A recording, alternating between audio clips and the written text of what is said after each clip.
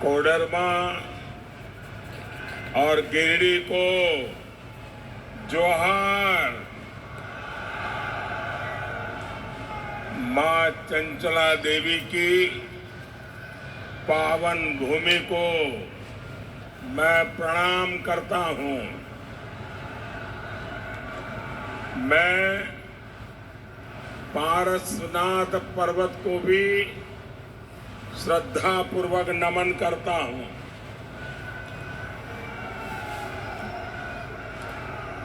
हम बचपन से एक नाम हमेशा सुनते आए। जब रेडियो का जमाना था, झुमरी तलैया। झुमरी तलैया का नाम पूरा हिंदुस्तान जानता है। मैं तो देशवासियों को कहूंगा कि आपने जितना झुमरी तलैया का नाम सुना है, उससे भी अधिक हमारा झुमरी तलैया सुंदर है। बेटे, आप बैठे आओ। थक जाओगे बेटा, थक जाओगे। भाई कोई इस बच्चे ने एक तस्वीर बना के लाया है, जरा एसपीसी के लोग ले ले। ये आपको बहुत पसंद है क्या? भारत माता की मैं सीधे काशी से आपके बीच आ रहा हूं। मुझे आने में विलंब हुआ, इसलिए आप सब मुझे क्षमा करें। और मुझे बताया गया कि आप में से बहुत लोग सुबह 8:30 बजे आके बैठ गए थे।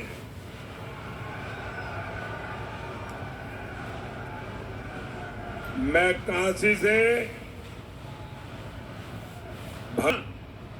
आप सबके लिए आशीर्वाद लेकर के आया हूं। मैं काशी से भगवान विश्वनाथ का, भोले बाबा का आप सबके लिए आशीर्वाद लेकर के आया हूं। अपना नामांकन दाखिल करने के बाद ये मेरी पहली जनसभा है और मैं देख रहा हूं कि काशी हो या कोडरमा या गिरिडीह, एक ही बात गूंज रही है। फिर एक बार, मोदी सरकार। फिर एक बार, फिर एक बार।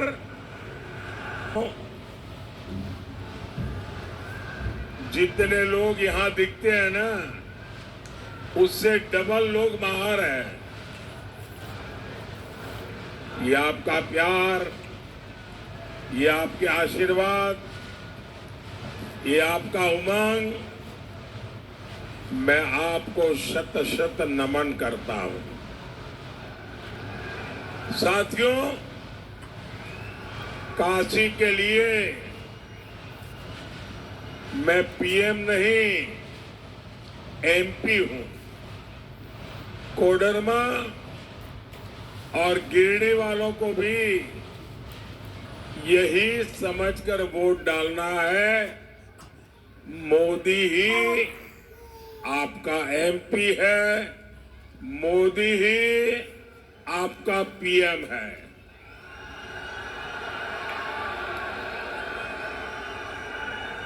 कोडे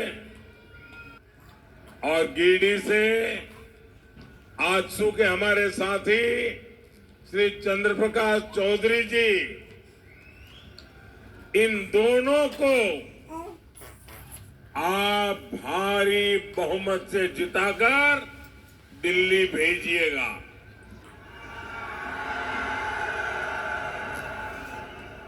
आपका एक एक वोट देश में तीसरी बार मोदी की मजबूत सरकार बनाएगा। इनके अलावा आपको दिलीप कुमार वर्मा जी को, जो गांडे विधानसभा से चुनाव लड़ रहे हैं, उनको भी जिताना है। साथियों,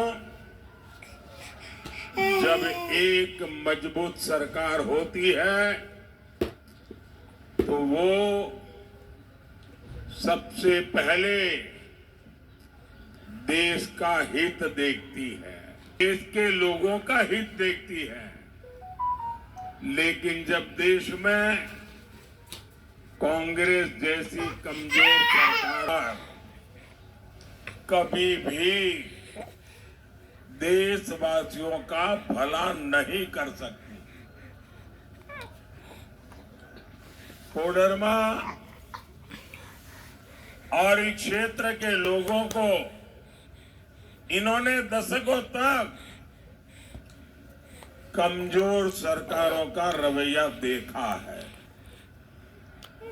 कांग्रेस की कमजोर सरकारों ने देश को नक्सलवाद की आग में झोंक दिया और नक्सलवाद ने देश का बहुत नुकसान तो किया ही किया, लेकिन मेरे देश के अनेक माताओं को, उनके सपनों को कुचल डाला है।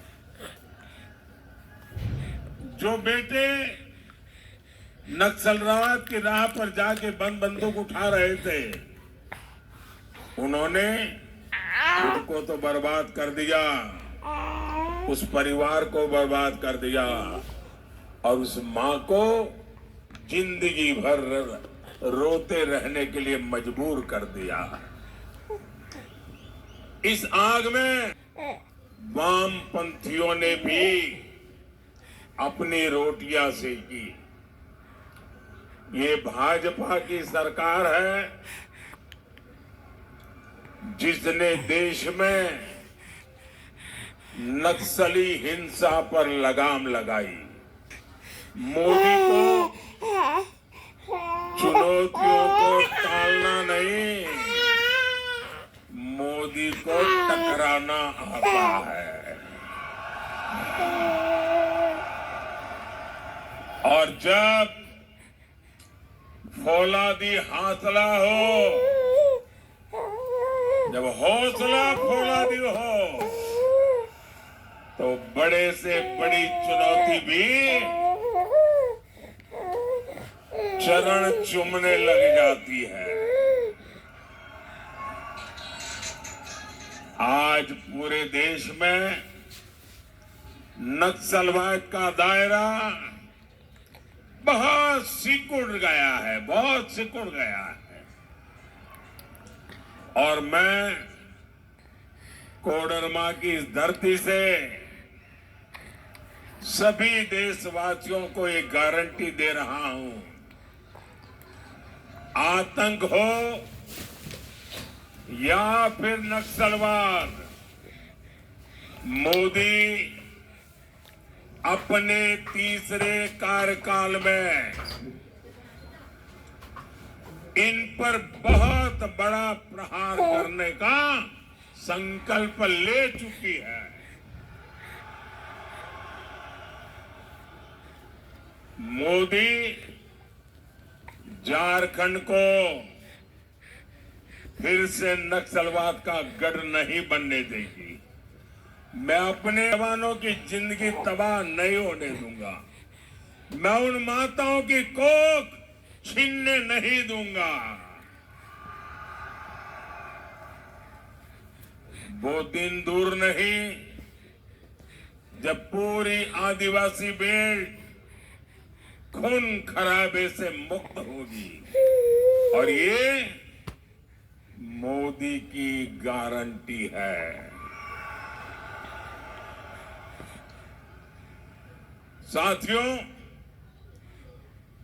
आज आपने टीवी पर देखा होगा, कल रात को टीवी पर देखा होगा, इस पूरे चुनाव में अगर कोई पूछे मुझे कि मोदी जी सबसे संतोषजनक बात क्या लगी, तो मैं कहूंगा कल श्रीनगर में जो मतदान हुआ है, लोकतंत्र के प्रति जिस प्रकार से श्रद्धा व्यक्त की गई है, भारत के संविधान प्रति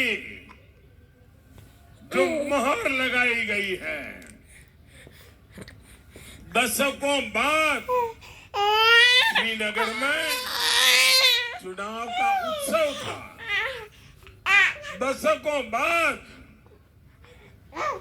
श्रीनगर के चुनाव में इतना भारी मतदान हुआ और लोग उमंग और उत्साह से भरे हुए थे और लोग कह रहे थे कि 370 जाने के कारण ये संभव हुआ है। लोग कह रहे हैं मोदी के आने के बाद संभव हुआ है। इस एक घटना से ये बात साफ हो जाती है कि मोदी के काम की दिशा, सही प्रयास सही परिणाम लाते हैं। ये श्रीनगर का कल का मतदान पूरे देश के लिए संतोष का, उमंग का, उत्साह का अवसर है। और इसलिए भाइयों बहनों, मेरे लिए और जो लोग धारा 370 को लेकर मोदी को दिन रात गालियां दे रहे थे, कान खोल के सुन लो।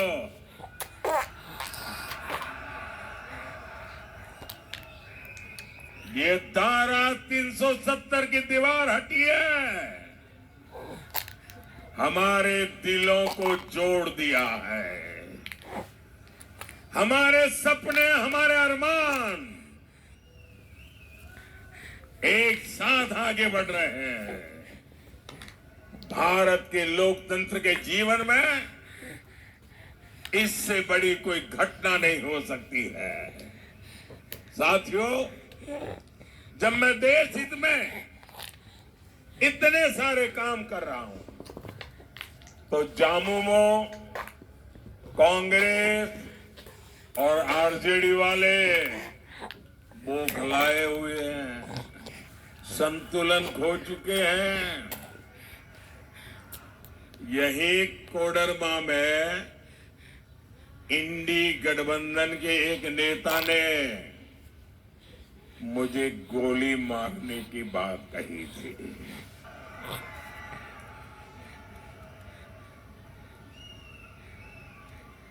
ये जो गोली मारने के सपने देख रहे हैं ना, जो मोदी के कब्र खोदने के सपने देख रहे हैं, जरा यहां आइए, ये नजारा देखिए, ये माताओं बहनों का प्यार देखिए। ये गोली मारने वालों, यही मेरा सुरक्षा कवच है, यही मेरा सुरक्षा कवच है। यही लोग मोदी को जीने की ताकत देने वाले लोग यहां बैठे। और जिस मोदी को गरीब से गरीब, अबाल वृद्ध सहित, माता बहन सहित जब रक्षा कवच बन जाता है ना, तो मोदी को तो अमरत्व प्राप्त हो जाता है, अमरत्व प्राप्त हो जाता है। साथियों, मैं किसी राजघराने में पैदा नहीं हुआ हूं, मैं किसी शाही परिवार में पैदा नहीं हुआ हूं, और न ही मेरे पिता किसी गांव के चुनाव में प्रधान भी बने हैं। मेरे परिवार का कोई चुनाव तक नहीं लड़ा है। मैं गरीब माँ का बेटा हूँ। चाय बेचते बेचते यहाँ पे, और इसलिए किसी को अच्छा लगे किसी को बुरा लगे, मैंने गरीबी देखी है, मैं गरीबी को जिया हूं, और जो मुसीबतें मैंने झेली हैं, मैं मेरे देश के गरीबों को उससे मुक्ति दिलाना चाहता हूं। और इसलिए मोदी का मंत्र है, वंचितों को वरीयता। जिन्हें पहले कोई पूछता तक नहीं था, मोदी उन्हें पूजता है, भक्ति भाव से पूजता है। पहले आपके इलाज की हो जाती है, कितनी ही पीड़ा क्यों न हो, वो कभी घर में किसी को बताती नहीं है। वो दर्द सहती है, पीड़ा सहती है। एक मिनट भैया प्लीज मुझे बोलने दीजिए। वो दर्द सहती है, पीड़ा सहती है, लेकिन अपने परिवार में किसी को अपनी बीमारी के विषय में बताती नहीं है, क्योंकि उसके मन में एक ही भाव रहता है कि अगर परिवार में सबको बीमारी का पता चल जाएगा तो इलाज कराने का खर्चा कहां से लाएंगे, ये लोग कर्ज में डूब जाएंगे। अरे मैं 2-4 साल मुसीबत झेल लूंगी फिर चली जाऊंगी, लेकिन मैं बच्चों को कर्जदार नहीं बनाना चाहती। मेरे देश की हर माता यही सोचती है, लेकिन माताएं बहनें,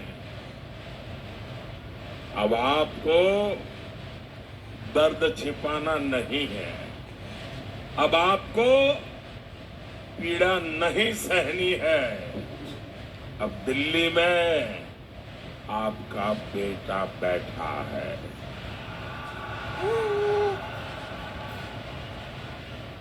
अब आपके इलाज की चिंता ये आपका बेटा करेगा।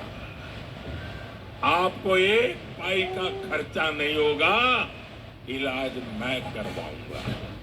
मैंने देश भर के मेरे गरीब भाई बहनों को कहा है, भाइयों बहनों, मैंने देवघर में एक बनवाया, हिंदुस्तान का बढ़िया से बढ़िया अस्पताल।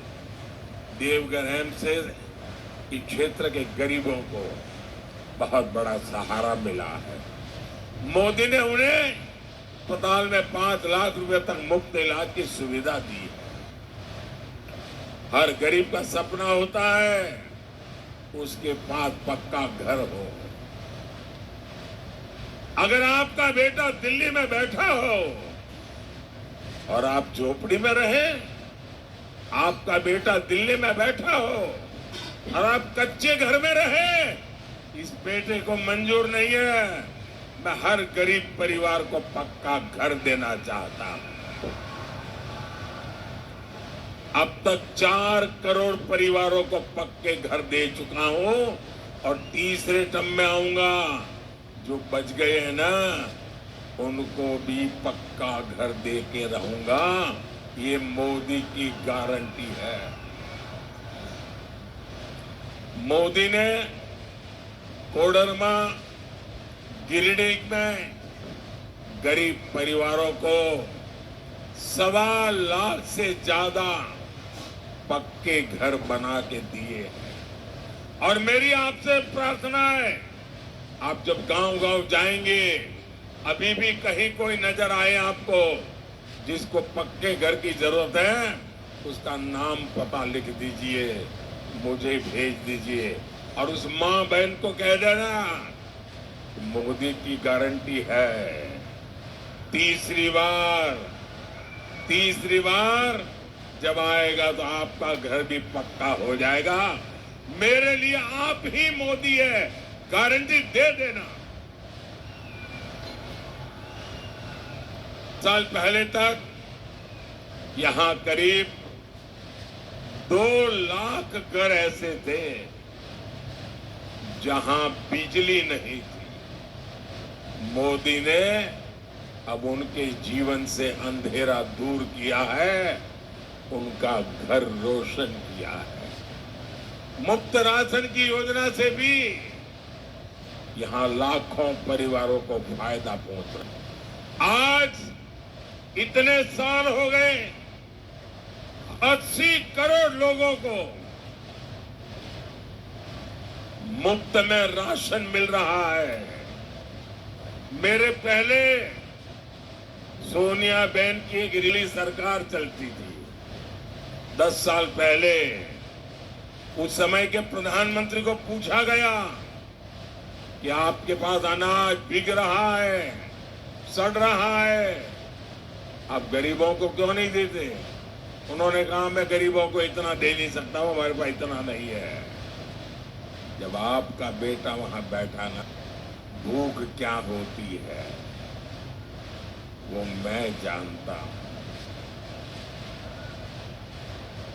और बच्चे भूखे होते हैं तो मां रात भर आंसू पीती रहती है, वो मैंने देखा। और इसलिए मैंने तय किया मैं गरीब का चूल्हा बुझने नहीं दूंगा। मैं बच्चों को भूखे सोने नहीं दूंगा। और इसलिए 80 करोड़ लोगों को मुफ्त इलाज पहुंच रहा है। और मेरे भाइयों बहनों, लिख के रखिए, तीसरी बार आने के बाद अगले 5 साल भी मुफ्त राशन मिलता रहेगा। 4 लाख परिवारों का भी यहां का शुद्ध पानी मिल रहा है। यहां लाखों किसानों को पीएम किसान सम्मान निधि का भी लाभ मिल रहा है। गरीब का ये बेटा आपके जीवन से हर परेशानी को समाप्त करने में जुटा है। और इसलिए मुझे आपका आशीर्वाद चाहिए ताकि जो छूट गए हैं मैं उन लोगों तक भी मेरी ये सारी कार्यक्रम योजनाएं सुविधाएं पहुंचा सकूं। साथियों, जब दिल्ली में कांग्रेस जेएमएम लेफ्ट की सरकार थी तब खनिज सीधे सरकार के खजाने में और कुछ चोरों के जेब में चला जाता था। यहाँ तो अबरक की इतनी सारी खदानें रही हैं, आपको क्या मिला? कोडरमा और गिरिडीह